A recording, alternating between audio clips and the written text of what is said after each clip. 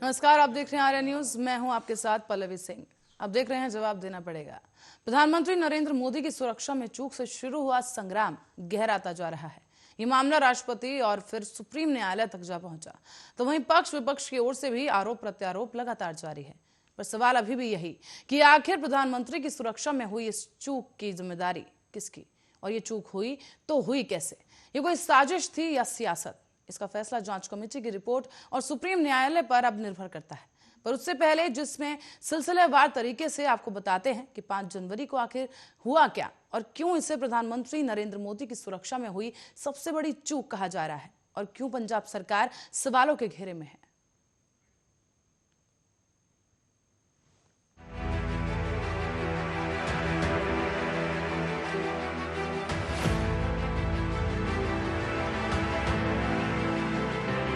5 जनवरी साल 2022 देश के प्रधानमंत्री नरेंद्र मोदी 2 साल के अंतराल के बाद पंजाब पहुंचे थे।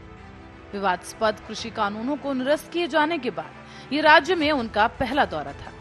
इन्हीं कानूनों को लेकर किसानों ने लगभग 1 साल तक दिल्ली की सीमाओं पर विरोध प्रदर्शन किए थे, जिसके बाद प्रधानमंत्री बठिंडा से फिरोजपुर में 42,750 करोड़ रुपए की लागत से बनने वाले विभिन्न योजनाओं का शिलान्यास करने वाले थे। इन विकास योजनाओं में दिल्ली अमृतसर कटरा एक्सप्रेसवे, फिरोजपुर में पीजीआई सैटेलाइट सेंटर, कपूरथला और होशियारपुर में 2 मेडिकल कॉलेज शामिल थे। इस दौरान पीएम का हेलीकॉप्टर से हुसैनवाला में राष्ट्रीय शहीद स्मारक तक उन्हें जाना था। मौसम खराब होने की वजह से प्रधानमंत्री ने 20 मिनट तक इंतजार किया और खराब मौसम को देखते हुए सड़क के रास्ते हुसैनवाला जाने पर विचार किया गया। आगे से क्लियरेंस मिलने के बाद पीएम का काफिला सड़क के रास्ते निकल पड़ा, पर फ्लाईओवर पर पीएम के काफिले को रुकना पड़ा। वजह थी कुछ किलोमीटर की दूरी पर बैठे प्रदर्शनकारी, जिन्होंने हुसैनवाला जाने का रास्ता रोक दिया था। अब यहाँ सवाल उठता है ये कि पीएम के उस रास्ते से जाने की खबर भला प्रदर्शनकारियों को कैसे लगी? दूसरा बड़ा सवाल कि स्थानीय पुलिस ने कोई एक्शन क्यों नहीं लिया? बहरहाल पीएम के काफिले को फ्लाईओवर पर 15 से 20 मिनट तक रुकना पड़ा, जिसके बाद पीएम का काफिला वापस बठिंडा एयरपोर्ट के लिए रवाना हुआ। और उससे पहले देखिए जरा ये तस्वीरें।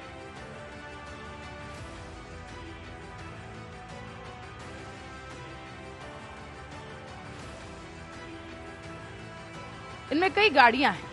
एक गाड़ी में पीएम मोदी साफ बैठे हुए देखे जा सकते हैं और पीएम के इर्द गिर्द एसपीजी के कमांडो। ये सभी परेशान हैं, तनाव में हैं। सीएम चन्नी को फोन भी किया गया, पर उन्होंने फोन नहीं उठाया। और इसी वीडियो में अब जरा स्थानीय पुलिस की ओर नजर डालिए। पुलिस का इतना लाचार और बेबस चेहरा शायद ही आपने पहले कहीं देखा होगा। मानो कि इन्हें मामले की गंभीरता की कोई खबर ही नहीं थी। और आखिरकार पीएम के काफिले को वापस लौटना पड़ा। बात सिर्फ यहीं खत्म नहीं हो जाती। भारत में पहली बार प्रधानमंत्री की सुरक्षा को लेकर इतना बड़ा खिलवाड़ हुआ, इतनी बड़ी चूक हुई। सवाल उठ रहे हैं पंजाब के मुख्यमंत्री चरणजीत सिंह चन्नी पर और पंजाब पुलिस प्रशासन पर।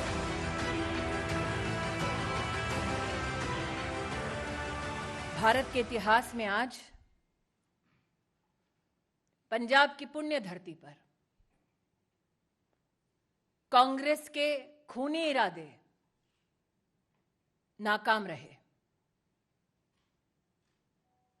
जो लोग कांग्रेस पार्टी में मोदी से घृणा करते हैं,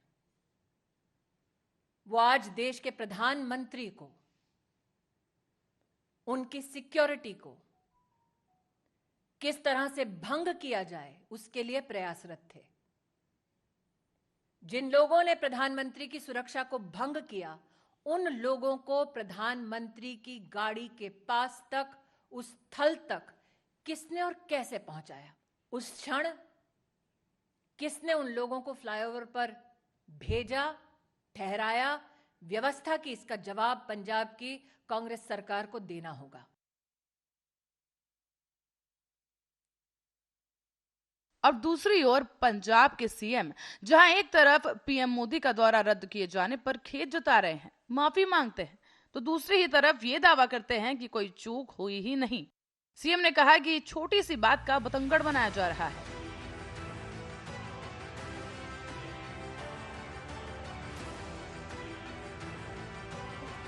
ये बिल्कुल गलत है कि प्रधानमंत्री जी जब पंजाब में आए तो उनकी सिक्योरिटी लैप्स दिखाकर उनको खतरे के साथ को जोड़ा जा रहा है।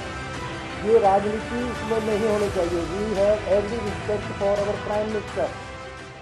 कोई भी ऐसी बात नहीं हुई कि उनकी शान में या उनकी सिक्योरिटी को कोई खतरा हुआ हो। पंजाब सरकार, पंजाब पुलिस इसमें सक्षम है। ये इस कारण हुआ कि हेलीपैड से हेलीकॉप्टर पे जाना था, अचानक प्रोग्राम सड़क पे जाने का बनाया गया, जो कि प्रोग्राम में नहीं था, पहले से नहीं था।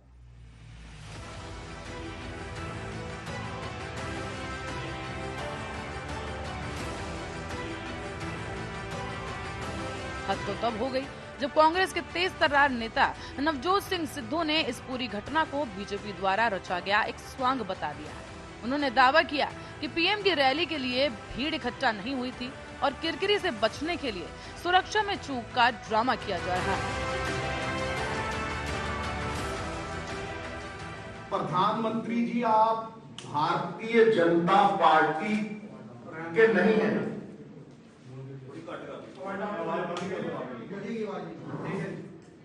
प्रधानमंत्री जी, आप भारतीय जनता पार्टी के ही नहीं हैं, आप सबके प्रधानमंत्री हैं। आपकी जान की कीमत इस देश का बच्चा बच्चा जानता है और आप इस राज्य का, इसकी पंजाबियत का अपमान कर रहे हैं ये कह के कि यहां आपकी जान को खतरा था। जितने तिरंगे आपने, आपकी पार्टी ने और संघ ने जिंदगी में नहीं फहराए होंगे, उतने तिरंगे हमारे पंजाब के सपूतों की लाशों पर लपेटे जाते। भाई मेरी एक गल सुनो, अगर सियासत तो प्रेरित है तो मैंने एक गल दस, ये 70,000 कुर्सी ते 500 बंदा बैठा सी, वो सियासत सी? वो साडी सियासत तोड़ना सी? थोड़ा नाकामी है थोड़ी।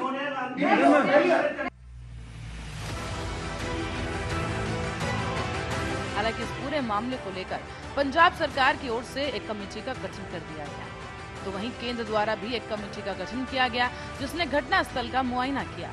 साथ ही बीजेपी के बड़े दिग्गज नेता पीएम मोदी की लंबी आयु के लिए महामृत्युंजय पाठ भी कर रहे हैं। सुप्रीम कोर्ट में सुनवाई भी की गई, जहां सुनवाई के दौरान कमेटी को लेकर पंजाब सरकार और केंद्र सरकार की ओर से एक दूसरे की कमेटी के सदस्यों को लेकर सवाल उठाए गए, जिस पर सुप्रीम कोर्ट ने एक साझा जांच कमेटी या आयोग बनाने का सुझाव दिया और आदेश दिया है कि इस मामले से जुड़े सभी रिकॉर्ड्स पंजाब हरियाणा हाईकोर्ट के रजिस्ट्रार जनरल के पास सुरक्षित रखे जाएंगे। अब इसी मामले की अगली सुनवाई सोमवार को होगी और जांच में एनआईए के शामिल होने की भी खबर है। पर इसी बीच बीजेपी पीएम की सुरक्षा में हुई इस चूक से काफी नाराज है। हालांकि कांग्रेस आलाकमान सोनिया गांधी ने भी इस मामले में दोषियों के खिलाफ कार्रवाई के निर्देश दिए हैं, पर बीजेपी लगातार कांग्रेस पर हमलावर है। संसद परिसर में बीजेपी सांसद मौन प्रदर्शन कर रहे हैं, हाथ में प्लेकार्ड्स लेकर ये विरोध प्रदर्शन किया जा रहा है। पर गौरतलब है कि कई ऐसे सवाल हैं जो देश की जनता के मन में है। इस पूरे घटनाक्रम ने सोचने पर मजबूर कर दिया है कि ये साजिश है या सियासत। Special report RN।